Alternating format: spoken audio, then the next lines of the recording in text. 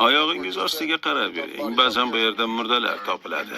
Biz kambag'allarga uylar quramiz. 600 tasini qurib bo'ldik, ularning soni 2000 taga yetadi. Shuncha pulni qayerdan olyapsiz? Bu nimasi? 1 kilogramm kokain Kolumbiyada $7000 turadi. AQShda esa 150 000. Endi o'zingiz hisoblang. Marhamat qilib.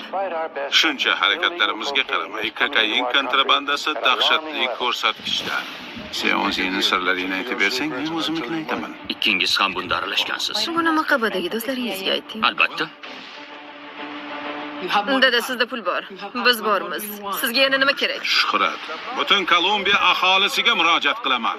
Xalq Pablo Escobarni sayladi. Kechirasiz, protokol bo'yicha galstuk taqib olishingiz kerak. Taqsangizcha mana oling. Sharmandalik bu kolumbiyaliklarni haqoratlash demakdir. Bizni hurmat qilishlari uchun ularni o'ldirishni boshlash kerak. Urushda g'olib bo'lish yoki mag'lubiyatga uchrash mumkin. Bir necha daqiqa oldin adliya vazirini o'ldirishdi.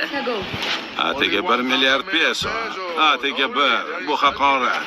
Xarobadagilarga qurollarni tarqating. Har bir o'ldirilgan politsiyachiga $2000 to'lab beraman. Kapitanga 20 ming. 500 ishchimiz Escobarni qo'lga olishga harakat qilishyapti. Janob Escobar, Nima u hamma yerdami? Virginiya vaziyat juda chigallashib ketyapti. Valiha xonim, uni topishga yordamlashing. Max film tubida o'zbek tiliga o'qitilgan. Eshikni oching. Nere eshityapsizmi? Ay, hammangiz eshityapsiz axir.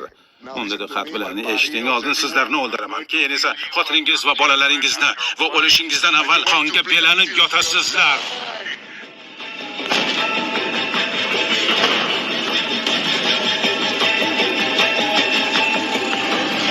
Pablo Escobar.